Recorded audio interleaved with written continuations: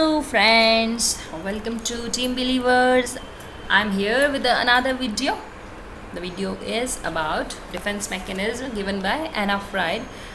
She's the daughter of Sigmund Freud. Okay.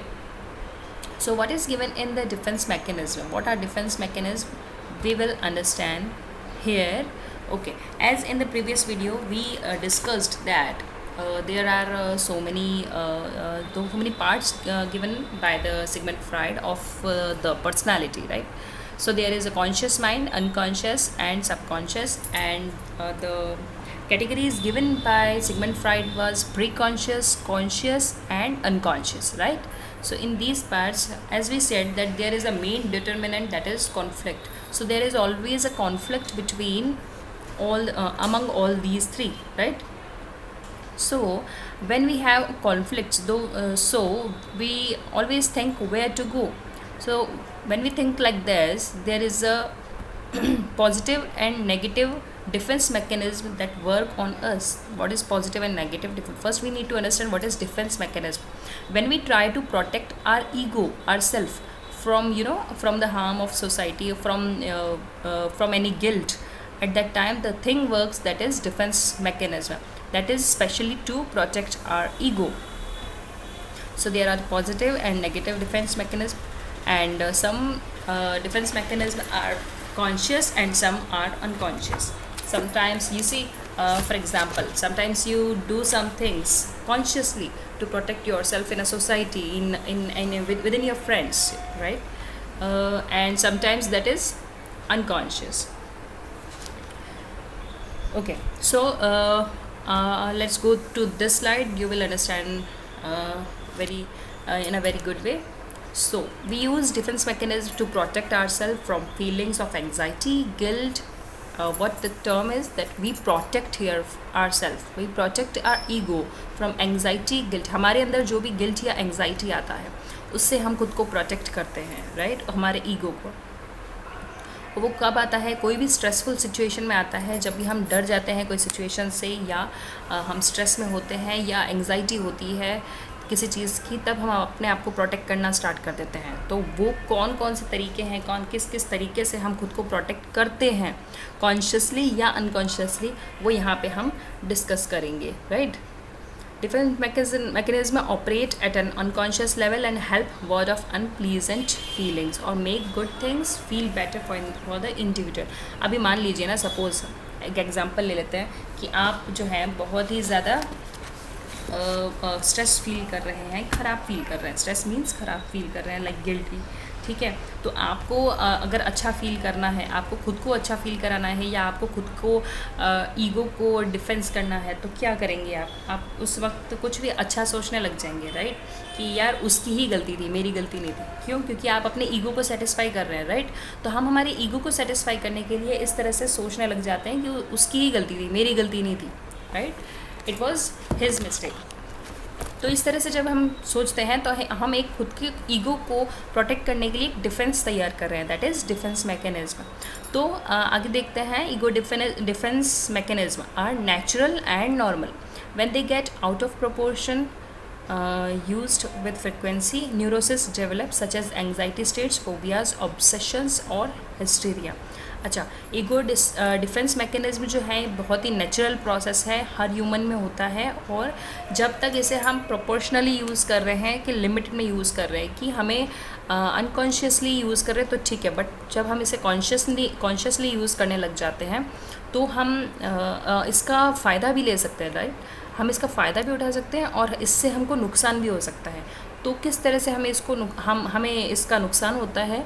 जब वो out of proportion हो जाएगा, उसकी फ्रिक्वेंसी जब बढ़ जाएगी। फ्रिक्वेंसी मतलब क्या है? कि हम उसको जब बार बार यूज़ करने लग जाते हैं ना, कि हर सिचुएशन में हम ये बोले कि नहीं वही गलत है, हम अपने आप को तो कभी गलत मानते ही नहीं हैं, ठीक है? और भी इस तरह के हैं एग्जांपल्स, जब हम आगे करेंगे तब आएगा।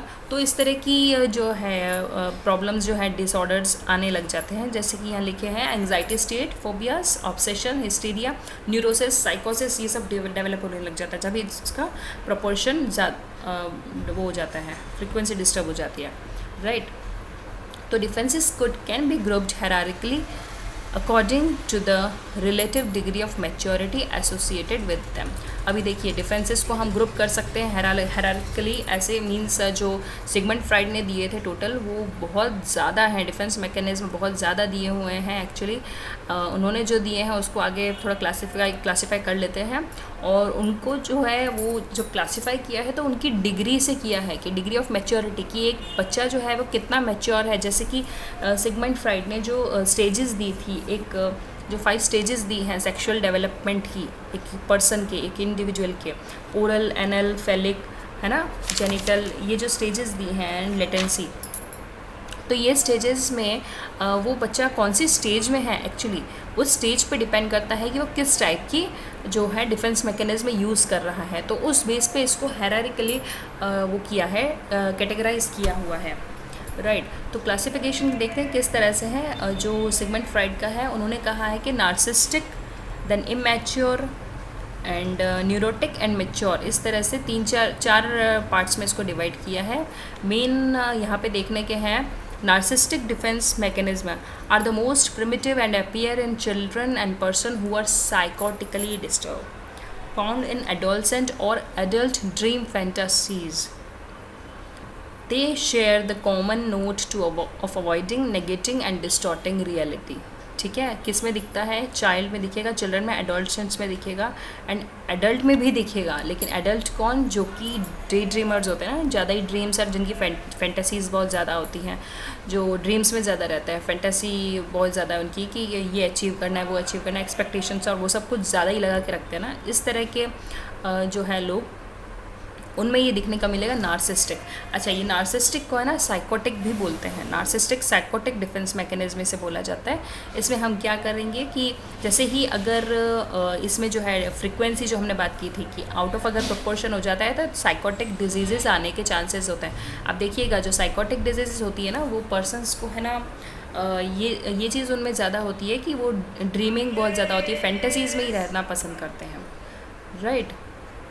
Second is immature defenses are seen in adolescents and some non-psychotic। अब यहाँ पे साइकोटिक नहीं है, नॉन साइकोटिक पेशेंट्स हैं, बट ये इमेच्योर डिफेंसेस हैं। इमेच्योर का मतलब ही हमसे समझ जाना है कि ये एडोलसेंट्स में है, एडल्ट्स में नहीं है। Neurotic defences are encountered in obsessive compulsive and hysterical patients. Neurotic defences की बात की है, किस में होते हैं? ऑब्सेसिव कंपल्सिव पेशेंट्स में। ये मोस्ट कॉमन नहीं है, the most common one is the first one and the second one. जो मोस्टली तो फर्स्ट वन है जो वही कॉमन होते हैं, राइट। तो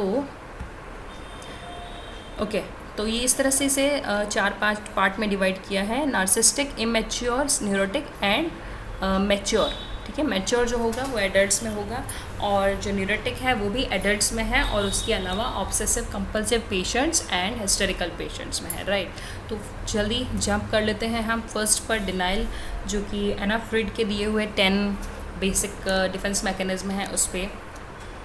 जो फर्स्ट दिया है डिनाइल। डिनाइल किस तरह से काम करता है कि हम किसी भी सिचुएशन को होने से ही डिनाई कर देते हैं कि वो है ही नहीं, रिफ्यूज़ कर देते हैं कि ठीक है, हम किसी और को नहीं बोल रहे हैं, हम अपने आप को बोल रहे हैं, अपने आप को बोल देते हैं कि नहीं ऐसा कुछ भी नहीं है, कोई भी थ्रेटनिंग सिचुएशन है ही नहीं, या फिर मुझे उस पर्सन से किसी से भी उसका कोई डर ही नहीं है।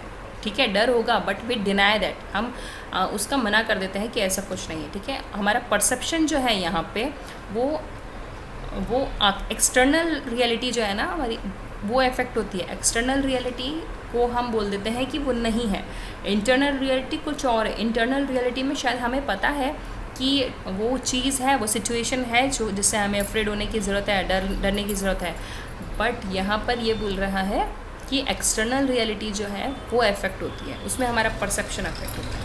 ओके, इसको आप रीड कर सकते हैं। ठीक है, इन शॉर्ट यही है ये डिनाइल कि किसी सिचुएशन के होने से ही हम मना कर देते हैं कि नहीं ऐसा कुछ नहीं है।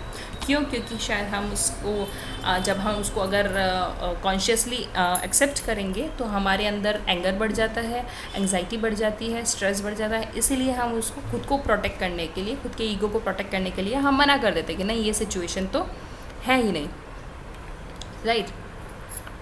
ओके, इसका एग्जाम्पल देख लेते हैं। Renata refuses to acknowledge her son was killed during his recent military deployment. Renata जो है उसे वो मना कर देती है कि नहीं, मेरा बेटा मरा नहीं है ना, मेरा बेटा ज़िंदा है, वो मरा नहीं है। क्यों? क्योंकि उसको, अगर वो ये खुद को एक्सेप्ट करती है खुद के अंदर से, मैंने बोला था कि इंटरनल रियलिटी यहाँ पे जो है वो अफेक्ट होती है। तो इंटरनल रियलिटी जब वो ये एक्सेप्ट करेगी अपने अंदर, राइट, कि उसका बेटा मर चुका है, तो क्या होगा, उसके अंदर एंग्जाइटी आएगी, स्ट्रेस बढ़ेगा उसको, इसीलिए वो एक्सेप्ट ही नहीं करना चाहती है कि वो मर चुका है। That is denial. चलिए नेक्स्ट पे चलता है। रिप्रेशन इज़ किसी चीज़ को प्रेस करना अपने अंदर। रिप्रेशन इज़ प्रेस करना, अपने अंदर दबा देना, ठीक है। तो कॉन्शियस अवेयरनेस से जो है सिचुएशंस को दूर रखने के लिए ये है कि हम अपने आप को जो है अपने कुछ फीलिंग्स को बाहर नहीं आने देना चाहते हैं, कॉन्शियस अवेयरनेस में नहीं आने देना चाहते हैं, ठीक है। पुशिंग, थ्रेटनिंग और conflicting events out of conscious mind और मेमोरी। हम हमारी जो बोलते हैं ना वर्किंग मेमोरी है, जो रेगुलर मेमोरी हम यूज़ कर रहे हैं रेगुलर डेज में, उस मेमोरी से कुछ चीज़ों को दूर रखना चाहते हैं, हमारे कॉन्शियस माइंड से कुछ चीज़ों को दूर ही रखना चाहते हैं, क्योंकि वो मेमोरीज जो होती है ना, या वो इवेंट्स जो होते हैं, जो कि बोलते हैं ना बहुत नेगेटिव सैड इवेंट्स हमारी लाइफ में, किसी न किसी की लाइफ में होते हैं, तो वो इवेंट्स को जब हम याद करते हैं तो हमें एंग्जाइटी होती है, हम ख़राब फील करना स्टार्ट कर देते हैं, तो हम इमोशनली बहुत ख़राब फील करते हैं, है ना। तो हम नहीं चाहते कि हम ख़राब फील करें, इसीलिए हम उनको क्या करते हैं, पुश करते हैं हमारे अंदर ही, ठीक है। तो ऐसे कॉन्फ्लिक्ट्स को जब हम पुश करते हैं तो वो रहती नहीं है। इन शॉर्ट वो सबकॉन्शियस माइंड में कहीं ना कहीं वो अफेक्ट करेगी, ठीक है। उसे निकलना है, जो रिप्रेस्ड मेमोरीज़ हैं या रिप्रेस्ड जो भी चीज़ें हमारे अंदर रखी हुई हैं, है ना, वो रहेंगी नहीं अंदर। वो सबकॉन्शियस माइंड में अगर कहीं ना कहीं है तो वो कहीं ना कहीं से बाहर निकलने का रास्ता ढूंढ लेगी, राइट। जैसे कि एग्जांपल यहाँ पे देखो, ड्रीम्स में हम जो देखते हैं, जो सिगमंड फ्राइड ने इसलिए ड्रीम इंटरप्रिटेशन का जो पूरा दिया था, थ्योरी दी थी, तो उन्होंने कहा था कि ड्रीम्स में आपकी वो चीज़ें जो है वो आप ऐसी ऐसी चीज़ें ड्रीम्स में देखेंगे, ठीक है। तो वो ड्रीम्स की वजह आपके कॉन्शियस माइंड में आने की ट्राई करती हैं। फिर आपकी स्लिप ऑफ टंग भी होता है, फ्रोडन स्लिप्स कहते हैं इनको, कि आपकी टंग्स पे है वो सडनली वो चीज़ आ जाती है, आप नहीं बोलना चाहते बट फिर भी आपकी टंग पे वो बातें, आपके ज़ुबान पे ऐसी ऐसी बातें आ जाती हैं जो आपके सप्रेस्ड की हुई हैं अपने माइंड के अंदर। नाउ इसका एग्जाम्पल देखिए, what is the example of repression. जैसे कि Oedipus complex and Electra complex की बात है। Oedipus complex and Electra complex क्या है, शॉर्ट में बता देती हूँ कि एक जब मेल के लिए वर्ड यूज़ होता है Oedipus complex, and Electra complex use होता है फीमेल के लिए। ऑडिपस कॉम्प्लेक्स में जो मेल है वो अपने जो सेम सेक्स का जो पेरेंट्स में जो सेम सेक्स का पेरेंट है उससे जो एंगर है उसको या एग्रेसिवनेस फील होती है ना, एक कि सेम पेरेंट से एक जेलसी फील होती है एक पर्टिकुलर एज में, उसे बोलते हैं ऑडिपस कॉम्प्लेक्स। उसे वो जो क्या है रिप्रेस करने की ट्राई करता है, क्योंकि वो अपने पेरेंट के सामने वो शो नहीं कर सकता कि वो उससे जेलस है, राइट। तो वो क्या करेगा, रिप्रेस करता है अपने थॉट्स को जो है अनकॉन्शियस माइंड में डाल देता है। सेम इलेक्ट्रो कॉम्प्लेक्स जो मैंने बोला फीमेल के लिए होता है कि वो सेम सेक्स का पेरेंट से, अपनी मदर से, एक गर्ल अपनी मदर से जिस तरह से जेलस होती है, एक पर्टिकुलर एज पर का ही होता है वो, तो उस एज पे ये होता है, और उसके बाद में वो अपने आप ही जो है पुश कर देती है अपने अंदर अपने थॉट्स को, अपने थॉट्स को, राइट। तो उसे हम ऑडिपस कॉम्प्लेक्स, एंड ये इसका एग्जाम्पल हो गया रिप्रेशन का, कि वो किस तरह से अपने थॉट्स को पुश कर देते हैं। चलिए नेक्स्ट इज रेशनलाइजेशन। रेशनलाइजेशन क्या होता है कि किसी भी चीज़ का, सिचुएशन को आप अगर वो आपके अपोज में भी है वो सिचुएशन, तो भी आप उसको रेशनलाइज कर रहे हैं, आप उसका लॉजिक दे के बता रहे हैं कि कहीं पर देखिए आपसे कुछ गलत काम हो गया, तो भी आप क्या करेंगे कि उसको रेशनलाइज देंगे, मतलब लॉजिक देंगे कि नहीं मैं सही हूँ यहाँ पे, है ना। तो आपने कुछ भी लॉजिक दे दिया, वो लॉजिक भी खुद नॉनसेंस हो सकता है, वो लॉजिक भी इलॉजिकल हो सकता है, ऐसा लॉजिक आपने दे दिया, ठीक है। तो उसे इसको क्या कहते हैं, rationalization. Making up acceptable excuses for unacceptable behaviour. एक बिहेवियर जो आपने किया वो अनएक्सेप्टेबल है, अच्छा नहीं है, कुछ भी ख़राब है, बट उसके लिए आप क्या करेंगे, एक्सक्यूजेज ऐसे बनाएंगे कि वो ऐसा लगे, ऐसा फील हो कि वो एक्सेप्टेबल है वो पर्टिकुलर बिहेवियर, इस तरह की आप जो है एक्सक्यूजेस देंगे। तो rationalization is a defence mechanism proposed by Anna Freud involving a cognitive distortion of the facts to make an event or an impulse less threatening। ये सब मैंने कहा है कि ये सब चीज़ें जो है बाहर कुछ भी नहीं है, ये सब अंदर है। मीन्स आपके अंदर जिस तरह से चीज़ें चल रही है ना, उसका ही सारा मैनेजमेंट है ये, कि आप अपने आप को किस तरह से कॉग्निटिव, आपका जो कॉग्निटिव माइंड है उसको आप किस तरह से डिस्टॉर्ट करते हो, किस तरह से वो करते हो, चेंज करते हो, मैनिपुलेट करते हो। मैनिपुलेट एग्जैक्ट वर्ड है। फैक्ट्स को किस तरह से आप अपने माइंड में मैनिपुलेट करते हो कि आप जो है वो इवेंट से खुद को प्रोटेक्ट करते हो। आप किसी और को दिखाने के लिए ये नहीं कर रहे हो, आप इसीलिए कर रहे हो क्योंकि आप ख़राब फील नहीं करना चाहते, right. So we do it often enough on a fairly conscious level when we provide ourselves with excuses। हम conscious level पे भी ये करते हैं, that means हम जानबूझ के भी ये करते हैं, ठीक है, कि हम एक्सक्यूजेस देना चालू कर देते हैं कि नहीं मैं तो सही थी, और उसके लिए हम कुछ भी लॉजिक दे देंगे। वो लॉजिक भी कभी कभी ऐसा स्टूपिड लॉजिक हो सकते हैं। एग्जाम्पल देख लीजिए, बाकी आप रीड कर सकते हैं पूरा।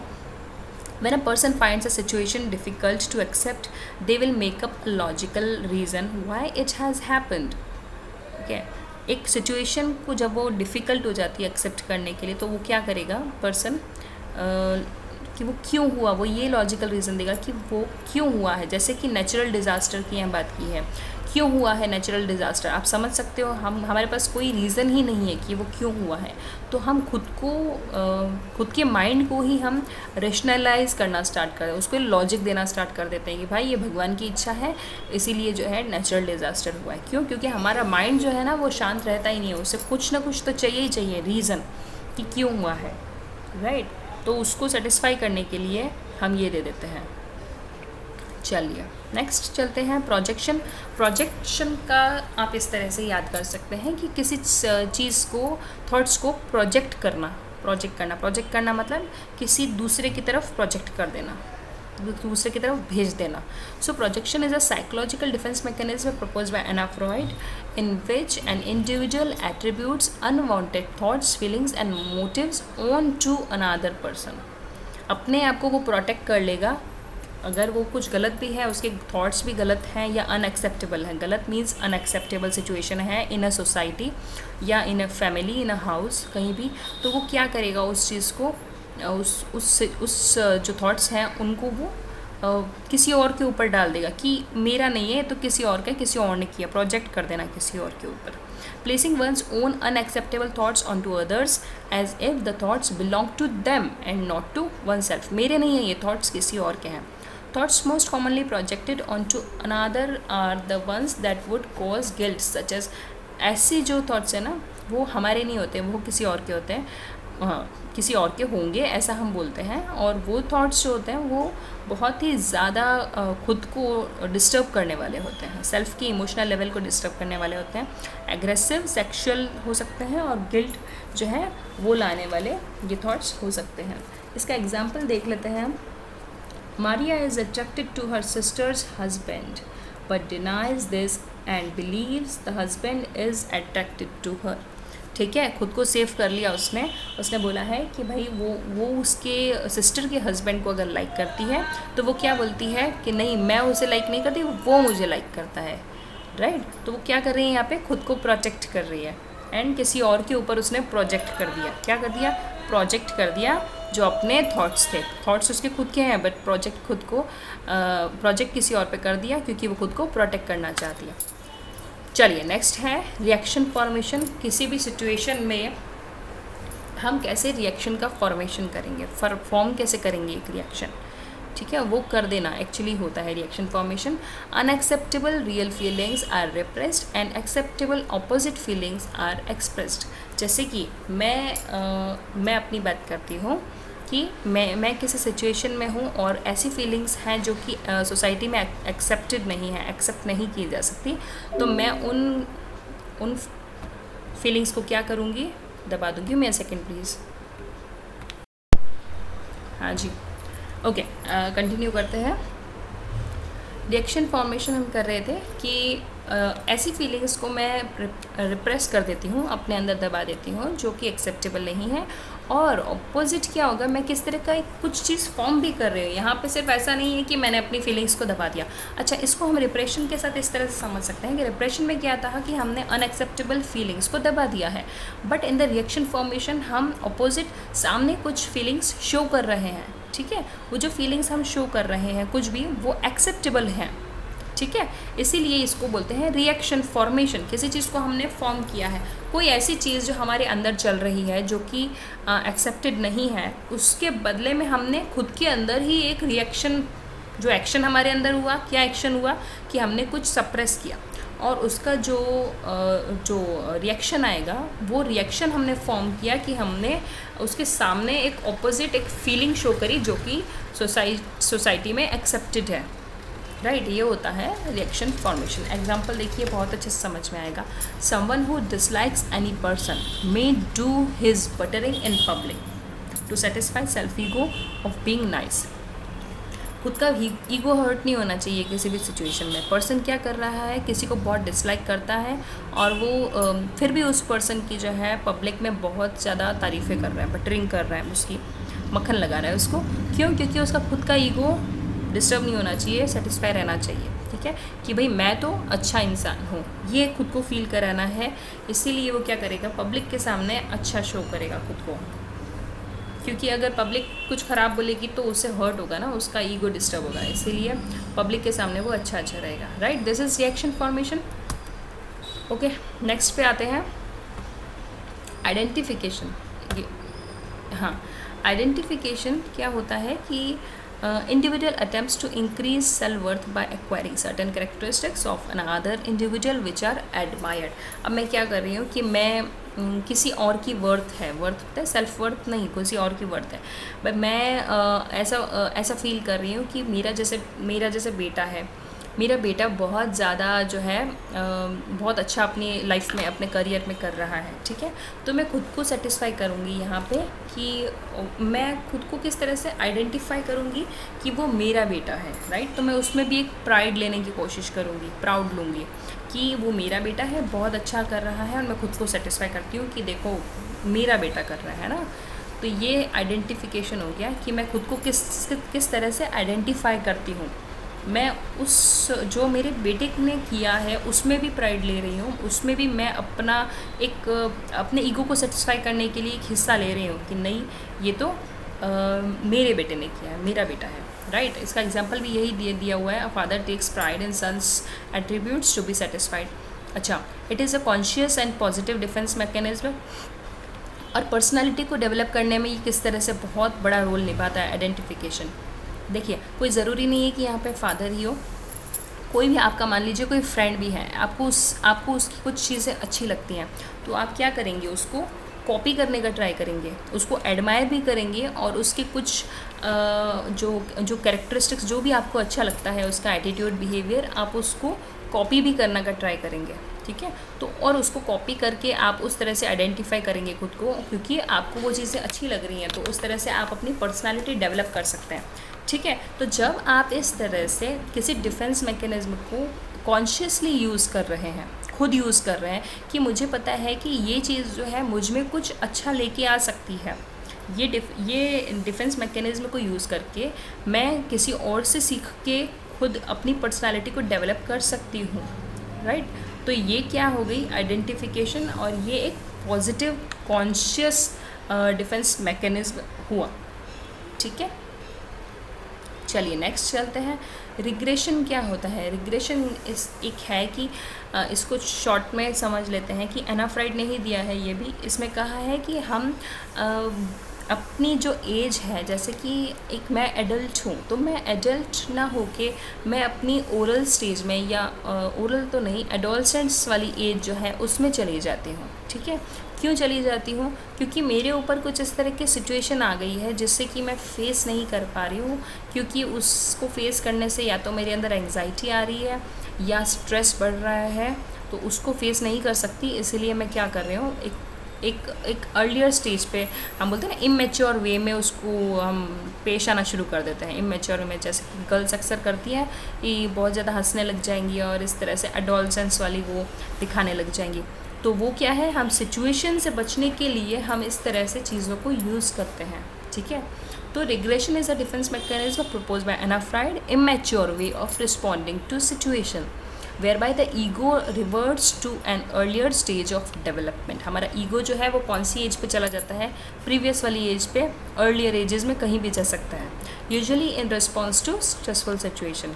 Regression functions as form of retreat, enabling a person to psychologically go back in time to period when the person felt safer।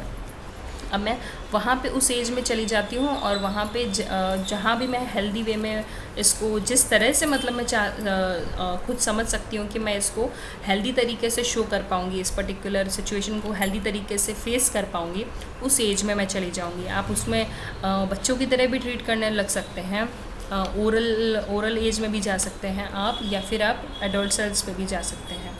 तो एडल्ट्स में also regress to the oral stage of development and suck their thumb in stressful situation। Example ये दे रखा है, देखिए कि आप जो है बच्चा एडल्ट जो है वो हमारे ऊपर जब कुछ स्ट्रेस वाली सिचुएशन आती है ना, तो हमारा हाथ अपने आप हमारे मुंह में चला जाता है। तो ये बोल रहा है कि अब एक एडल्ट जो है वो भी बच्चों की तरह कैसे ट्रीट करेगा, अपना उसका जो थंब है वो उसके मुँह में चला जाएगा स्ट्रेसफुल सिचुएशंस में, राइट। तो ये है रिग्रेशन कि आप अपनी प्रीवियस जो एज है उसमें चले जाते हो, इमेच्योर वे में आप डील करते हो सिचुएशंस को। Next is compensation. कंपेंसेशन क्या होता है कि आप टेंशन या एंग्जाइटी जो भी हो रही है उसको एक पर्सनल वीकनेस जो आपकी है उसके अगेंस्ट में आप कुछ अच्छा पॉजिटिव क्रिएट कर लेते हो, ठीक है। जैसे कि मेरी वीकनेस थी, जब थी मेरी वीकनेस, अब जैसे सपोज थी कि नहीं, अभी की बात करते हैं। अभी मेरी पर्सनल वीकनेस, मुझे पता है कि मैं अच्छी प्लेयर नहीं हूँ, ठीक है।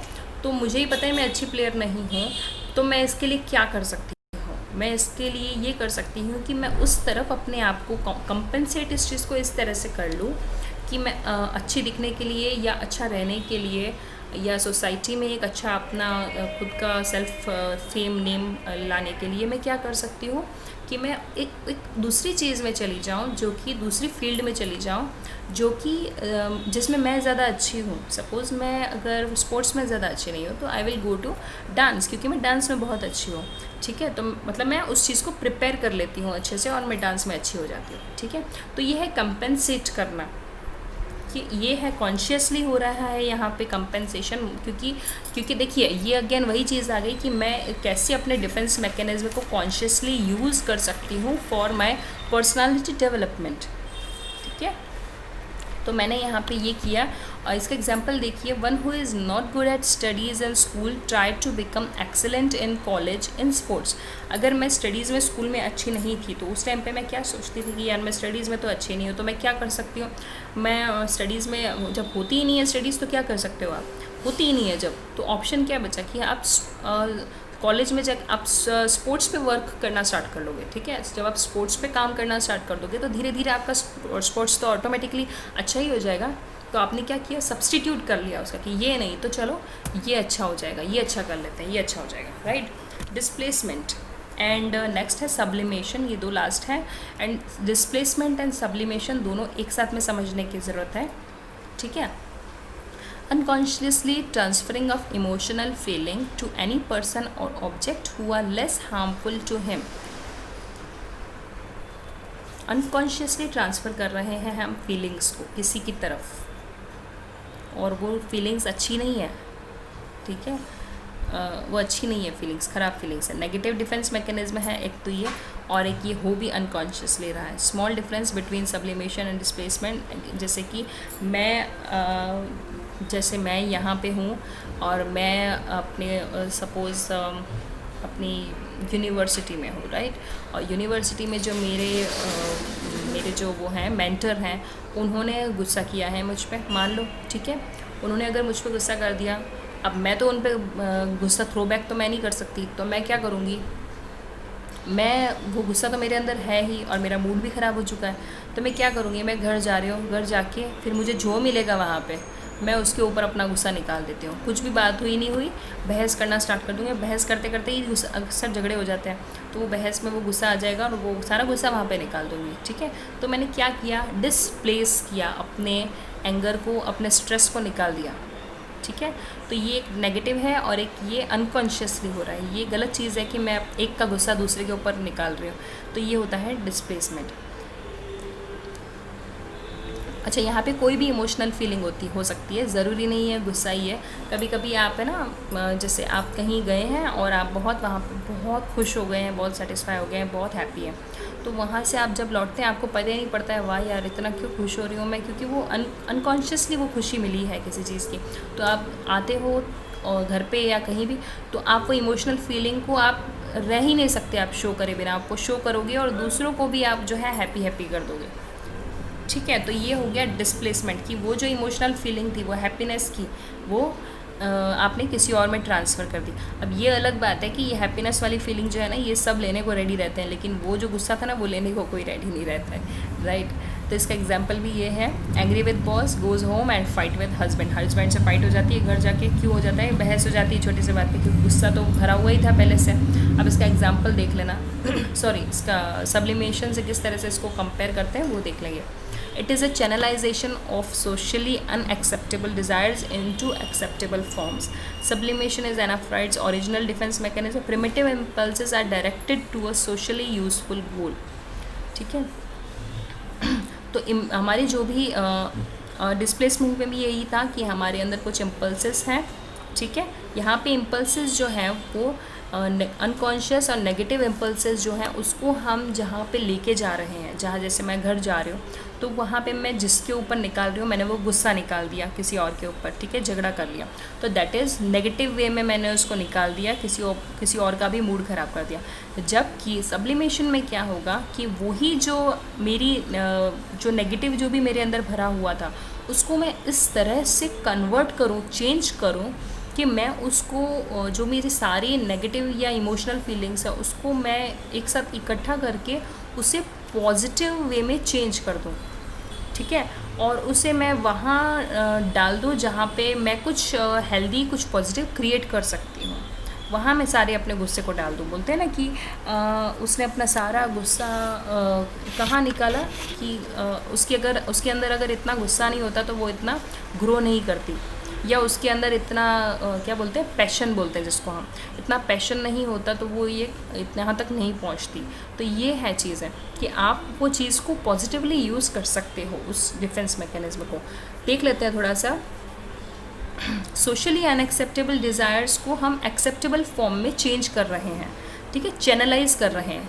सोशली अनएक्सेप्टेबल कौन सी थी, जो गुस्सा मिला है वो गुस्सा अगर करोगे तो वो अनएक्सेप्टेबल ही हो गया, उसको आपने चेंज कर दिया एक्सेप्टेबल में, कि आपने खुद के अंदर इतना पेशेंस रखा और खुद उसको जो है अपने अंदर, क्योंकि ये यहाँ पे आपका कॉन्शियस माइंड अगर चल जाता है तो कॉन्शियसली आपको चीज़ें समझ में आने लगती हैं कि हाँ ये हो क्या रहा है एक्चुअली मेरे साथ, है ना, कि मैं इसे किसी और के ऊपर गुस्सा ना निकाल के थोड़ी देर शांति रखूँ और मैं इस पर डिसाइड कर सकती हूँ कि मैं इसको किस तरह से यूज़ करूँगी। जैसे कि मुझे अगर बॉस ने गुस्सा दिया तो ये भी कर सकती हूँ कि मैं कि बॉस की जो बात है वो शायद सही हो सकती है, मैं उस पर थोड़ा सोच लूँ और उस पर मैं बॉस को किस तरह से खुश कर सकती हूँ, मैं इस बारे में भी सोच सकती हूँ, है ना। तो उसके लिए मुझे थोड़ा सा पेशेंस चाहिए। जब मैं इस तरह से सोचती हूँ तो वो आएगा चैनलाइज करना, सब्लिमेशन, राइट, कि मैंने एक अनएक्सेप्टेबल बिहेवियर को एक्सेप्टेबल में कन्वर्ट कर लिया, क्योंकि बॉस तो हैप्पी होने वाले हैं, एक्सेप्ट ही करने वाले हैं मेरे उस बिहेवियर को।